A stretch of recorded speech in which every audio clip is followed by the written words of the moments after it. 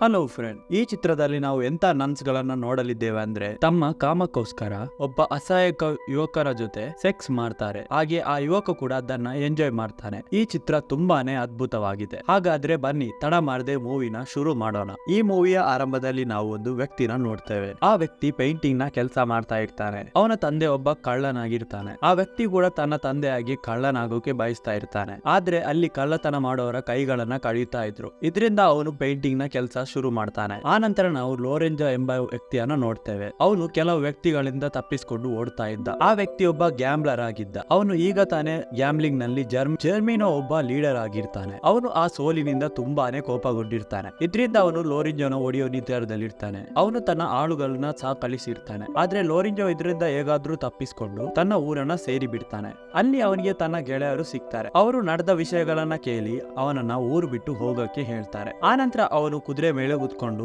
ಊರನ್ನ ಬಿಟ್ಟು ಹೋಗ್ತಾನೆ. ಆದ್ರೆ ಜರ್ಮಿನೋಗೆ ಈ ವಿಷಯಗಳು ಗೊತ್ತಾಗುತ್ತೆ. ಅವನು ಅವನ ಜನಗಳನ್ನ ಕಳಿಸ್ತಾನೆ. ಲೋರೆಂಜೋ ಅವರಿಂದ ತಪ್ಪಿಸಿಕೊಂಡು ಒಂದು ಸಿಟಿ ಕಡೆ ಹೋಗ್ತಾನೆ. ಅಲ್ಲಿ ಅವನು ಒಬ್ಬ ವ್ಯಕ್ತಿ ಡೆಡ್ ಬಾಡಿಯನ್ನ ಕೊಂಡೋಗೋದನ್ನ ನೋಡ್ತಾನೆ. ಅವನ ಬಳಿ ಕೇಳಿದಾಗ ಅವನು ಹೇಳ್ತಾನೆ, ಇದು ಒಂದು ಚರ್ಚ್ ನ ಗಾರ್ಡನ್ ನ ಡೆಡ್ ಬಾಡಿ ಅಂತ. ಆ ಚರ್ಚ್ ನಲ್ಲಿ ತುಂಬಾನೇ ನನ್ಸ್ ಗಳು ಇದ್ದಾರೆ. ಇದನ್ನೆಲ್ಲ ಕೇಳಿ ಲೋರೆಂಜೋಗೆ ಒಂದು ಐಡಿಯಾ ಬಂದ್ಬಿಡುತ್ತೆ. ಈ ಸತ್ತೋಗಿರೋ ವ್ಯಕ್ತಿಯ ಬದಲಿಗೆ ಅವನು ಆ ಚರ್ಚ್ ನಲ್ಲಿ ಕೆಲಸ ಮಾಡೋ ಬಗ್ಗೆ ಯೋಚನೆ ಮಾಡ್ತಾನೆ. ಅವನಿಗೆ ಅಡಗೋಕೆ ಒಂದು ಜಾಗ ಕೂಡ ಸಿಗುತ್ತೆ. ಲೋರೆಂಜೋ ಆ ವ್ಯಕ್ತಿ ಬಳಿ ಚರ್ಚ್ ನ ಬಗ್ಗೆ ಕೇಳ್ತಾನೆ. ಅಲ್ಲಿನ ನನ್ಸ್ ಗಳಿಗೆ ನಿನ್ನ ಹಾಗೆ ಸುಂದರವಾಗಿರೋ ವ್ಯಕ್ತಿನೇ ಕೆಲ್ಸಕ್ಕೆ ಬೇಕಾಗಿರೋದು ಅಂತ ಹೇಳ್ತಾನೆ. ಆಮೇಲೆ ಲೋರೆಂಜೋ ಅಲ್ಲಿಂದ ಹೊರಟು ಹೋಗ್ತಾನೆ. ಆ ನಂತರ ಅವನು ಒಂದು ಮರಕ್ಕೆ ಹತ್ತಿ ಬಿಡ್ತಾನೆ. ಅವರನ್ನ ಬೆನ್ನಟ್ಟಿ ಬಂದಿರೋ ವ್ಯಕ್ತಿಗಳು ಅಲ್ಲಿಂದ ಹೋಗಿ ಬಿಡ್ತಾರೆ. ಆದ್ರೆ ಆ ಮರಗಳ ರೆಂಬೆ ತುಂಡಾಗಿ ಅವನು ಕೆಳಗೆ ಬಿದ್ದು ಬಿಡ್ತಾನೆ. ಅಲ್ಲಿಯೇ ಪ್ರಜ್ಞೆ ತಪ್ಪಿ ಬಿದ್ದು ಬಿಡ್ತಾನೆ. ಆಗ ಅಲ್ಲಿಗೆ ಕೆಲವು ನನ್ಸ್ ಗಳು ಬಂದು ಬಿಡ್ತಾರೆ. ಅವರು ಅವನನ್ನ ಅಲ್ಲಿಂದ ಕರ್ಕೊಂಡು ಹೋಗ್ತಾರೆ. ಮುಂದೆ ನಾವು ಪೇಂಟರ್ ನ ನೋಡ್ತೇವೆ. ಚರ್ಚ್ ನಲ್ಲಿ ಪೇಂಟ್ ಮಾಡ್ತಾ ಇರ್ತಾನೆ. ಅವನು ತನ್ನ ಪೇಂಟಿಂಗ್ ನ ಕೆಲಸ ಪೂರ್ತಿ ಮಾಡಿ ಚರ್ಚ್ ನ ಫಾದರ್ ಹತ್ರ ಹೋಗ್ತಾನೆ. ಆದ್ರೆ ಅವನಿಗೆ ಅಲ್ಲಿ ದುಡ್ಡೇ ಸಿಗೋದಿಲ್ಲ. ಅದರಿಂದ ಅವನು ಅಲ್ಲಿ ಫಾದರ್ ಆಗಿ ಬಿಡ್ತಾನೆ. ಆ ನಂತರ ನಾವು ಒಂದು ಹುಡುಗಿನ ನೋಡ್ತೇವೆ.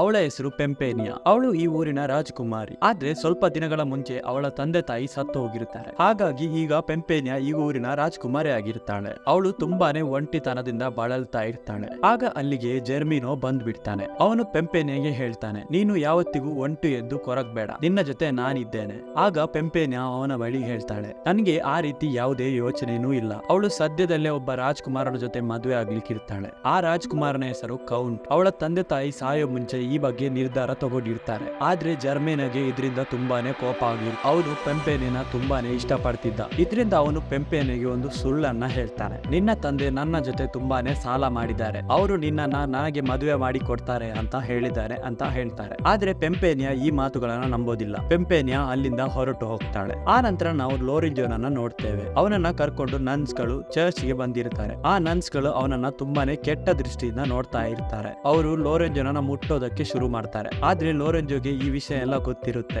ಅವನು ಸುಮ್ನೆ ಅದನ್ನೆಲ್ಲ ಎಂಜಾಯ್ ಮಾಡ್ತಾ ಇರ್ತಾನೆ. ಅವರು ಅವನನ್ನ ಟಚ್ ಮಾಡ್ತಾನೆ ಇರ್ತಾರೆ. ಅಷ್ಟರಲ್ಲಿ ಅಲ್ಲಿಗೆ ಅವರ ತಾಯಿ ಬಂದು ಬಿಡ್ತಾಳೆ. ಅವಳು ಲೋರೆಂಜೋ ಬಗ್ಗೆ ಕೇಳ್ತಾಳೆ. ಅವರು ನಡೆದಿರೋ ಬಗ್ಗೆ ಎಲ್ಲಾನು ಹೇಳ್ತಾರೆ. ಈಗ ನನ್ಗಳು ಲೋರೆಂಜೋನ ಇಷ್ಟ ಪಡೋದಕ್ಕೆ ಆರಂಭ ಮಾಡ್ತಾರೆ. ಅವರು ಅವನನ್ನ ಚರ್ಚ್ ನಲ್ಲೇ ಇಳಿಸೋ ಬಗ್ಗೆ ಯೋಚನೆ ಮಾಡ್ತಾರೆ. ಅವರ ತಾಯಿಗೂ ಕೂಡ ಇದರಿಂದ ತುಂಬಾನೇ ಖುಷಿ ಆಗುತ್ತೆ. ಇದು ತುಂಬಾನೇ ಒಳ್ಳೇದಾಯ್ತು, ಒಬ್ಬ ಹೋದ್ಮೇಲೆ ಇನ್ನೊಬ್ಬ ಬಂದ್ಬಿಟ್ಟಿದ್ದಾನೆ, ನಮ್ಮ ಎಲ್ಲ ಕೆಲಸ ಇವನಿಂದ ಪೂರ್ತಿ ಆಗ್ಬಹುದು. ಇದನ್ನೆಲ್ಲ ಕೇಳ್ತಾ ಲೋರೆಂಜೋ ತುಂಬಾನೇ ಖುಷಿ ಪಡ್ತಾನೆ. ಅವನು ಆ ಮೊದಲ ಕೆಲಸಗಾರ ಯಾಕೆ ಇಲ್ಲಿ ಇದ್ದ ಅಂತ ಅವನಿಗೆ ಗೊತ್ತಾಗುತ್ತೆ. ಇವರು ಅವನಿಗೆ ತುಂಬಾನೇ ತೊಂದರೆ ಕೊಟ್ಟಿದ್ದಾರೆ. ಇದರಿಂದ ಅವನು ಸತ್ತೋಗಿದ್ದಾನೆ. ಆ ನಂತರ ಆ ಇಬ್ರು ನನ್ಸ್ ಗಳು ಅವನನ್ನ ಸ್ನಾನ ಮಾಡಿಸೋಕೆ ಕರ್ಕೊಂಡು ಹೋಗ್ತಾರೆ. ಮರುದಿನ ಲೋರೆಂಜೋ ಗಾರ್ಡನ್ ನಲ್ಲಿ ಕೆಲಸ ಮಾಡೋಕೆ ಶುರು ಮಾಡ್ತಾನೆ. ಆದ್ರೆ ನನ್ಸ್ ಗಳು ಒಬ್ಬರಾದ ನಂತರ ಒಬ್ಬರು ಅವನನ್ನ ಕರೆಯೋಕೆ ಶುರು ಮಾಡ್ತಾರೆ. ಹಾಗೆ ಇನ್ನೊಂದು ಕಡೆ ಪೆಂಪೇನಿಯಾ ತನ್ನ ಗೆಳತಿಯರ ಜೊತೆ ಇರ್ತಾಳೆ. ಅವಳು ಜರ್ಮಿನೋನ ಬಗ್ಗೆ ಫ್ರೆಂಡ್ಸ್ ಗಳೊಟ್ಟಿಗೆ ಮಾತಾಡ್ತಾ ಇರ್ತಾಳೆ. ಅವರು ಅವಳಿಗೆ ಆ ಚರ್ಚ್ ನ ಬಗ್ಗೆ ಹೇಳ್ತಾರೆ. ನೀನು ಅಲ್ಲಿಗೆ ಹೋಗಿ ನನ್ ಹಾಗೂ ಅಂತ ಹೇಳ್ತಾರೆ. ಅವರು ಆ ಚರ್ಚ್ ನ ಬಗ್ಗೆನೇ ಮಾತಾಡ್ತಾ ಇರ್ತಾರೆ. ಎಲ್ಲಿ ಲೋರೆಂಜೋ ಹಾಗೂ ಆ ಇಬ್ಬರು ನನ್ಸ್ ಗಳು ಇರ್ತಾರೆ.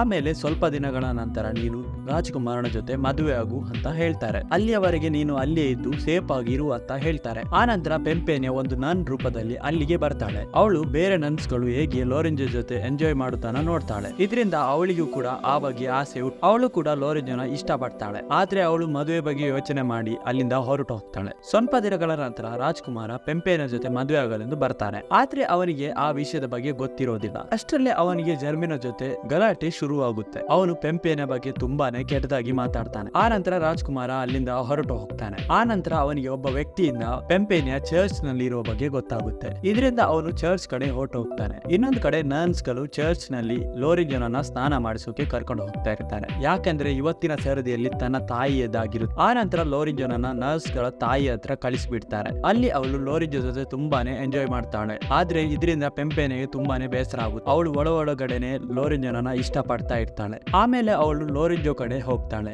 ಅವನ ಕಣ್ಣಿಗೆ ಒಂದು ಬಟ್ಟೆನ ಕಟ್ಟಿ ಕಿಸ್ ಮಾಡೋದಕ್ಕೆ ಶುರು ಮಾಡ್ತಾಳೆ. ಅಲ್ಲಿ ಅವರ ಕಲ್ಲಾಟನ ಶುರು ಮಾಡ್ತಾರೆ. ಆಮೇಲೆ ಪೆಂಪೆನಿಯ ಅವನನ್ನ ಪ್ರೀತಿ ಮಾಡೋ ಬಗ್ಗೆ ಹೇಳ್ತಾಳೆ. ಇದರಿಂದ ಅವನಿಗೆ ತುಂಬಾನೇ ಖುಷಿ ಆಗುತ್ತೆ. ಆ ನಂತರ ಮರುದಿನ ಪೆಂಪೆನಿಯ ನರ್ಸ್ ಗಳ ತಾಯಿ ಹತ್ರ ಹೋಗ್ತಾಳೆ. ಅವಳು ಲೋರೆಂಜೋನ ಪ್ರೀತಿ ಮಾಡೋ ಬಗ್ಗೆ ಹೇಳ್ತಾರೆ. ಇದರಿಂದ ನರ್ಸ್ ಗಳ ತಾಯಿಗೆ ತುಂಬಾನೇ ಕೋಪ ಬಂದು ಬಿಡುತ್ತೆ. ನಂತರ ಅವಳು ಲೋರೆಂಜೋನ ಚರ್ಚ್ ಇಂದ ಹೊರಗೆ ಹಾಕ್ತಾಳೆ. ಆ ನಂತರ ಪೆಂಪೆನಿಯ ಕೂಡ ಚರ್ಚ್ ಇಂದ ಹೊರ ಬಂದು ಬಿಡ್ತಾಳೆ. ಅವಳು ತನ್ನ ಅರಮನೆ ಕಡೆ ವಾಪಸ್ ಹೋಗ್ತಾ ಇರ್ತಾಳೆ. ಅಷ್ಟರಲ್ಲಿ ಲೋರೆಂಜೋ ಅವಳನ್ನ ತಡೆದು ತನ್ನನ್ನ ಕರ್ಕೊಂಡು ಹೋಗೋ ಬಗ್ಗೆ ಕೇಳ್ತಾನೆ. ಇದರಿಂದ ಪೆಂಪೆನಿಗೆ ತುಂಬಾನೇ ಖುಷಿ ಆಗ್ತದೆ. ಯಾಕೆಂದ್ರೆ ಪೆಂಪೆನಿಗೂ ಕೂಡ ಇದೇ ಬೇಕಾಗಿರುತ್ತೆ. ಅವಳು ಲೋರೆಂಜೋನ ತನ್ನ ಜೊತೆ ಕರ್ಕೊಂಡು ಹೋಗ್ತಾಳೆ. ಆ ನಂತರ ನಾವು ರಾಜ್ಕುಮಾರನನ್ನ ನೋಡ್ತೇವೆ. ಅವನು ಚರ್ಚ್ ಕಡೆ ಬರ್ತಾ ಇರ್ತಾನೆ. ಅಲ್ಲಿ ಅವನು ನದಿಯಲ್ಲಿ ಸ್ನಾನ ಮಾಡ್ತಾ ಇರೋ ಒಂದು ನನ್ನ ನೋಡ್ತಾನೆ. ಆ ನನ್ ಅವನನ್ನ ತುಂಬಾನೇ ಅಟ್ರಾಕ್ಟ್ ಮಾಡ್ತಾ ಇರ್ತಾಳೆ. ಆದ್ರೆ ರಾಜ್ಕುಮಾರ ಆ ನನ್ ಬಳಿ ನನ್ನ ಮದುವೆ ಆಗಲಿದೆ ಅಂತ ಹೇಳ್ತಾನೆ. ಆಗ ಅವನ ಜೊತೆ ನನ್ ಒಂದು ಸುಳ್ಳನ್ನ ಹೇಳ್ತಾರೆ. ನಾನೇ ಪೆಂಪೆನಿಯ, ನೀನು ನನ್ನನ್ನೇ ಹುಡ್ಕೊಂಡು ಬಂದಿದ್ಯಾ ಅಂತ ಹೇಳ್ತಾಳೆ. ಈ ಮಾತುಗಳನ್ನ ಕೇಳ್ತಾ ಕೌಂಟ್ ತುಂಬಾನೇ ಖುಷಿ ಪಡ್ತಾನೆ. ಇದರಿಂದ ಅವರು ಅಲ್ಲಿಯೇ ಶುರು ಮಾಡ್ಕೊಂಡು ಬಿಡ್ತಾರೆ. ಹಾಗೆ ನಾವು ಇನ್ನೊಂದು ಕಡೆ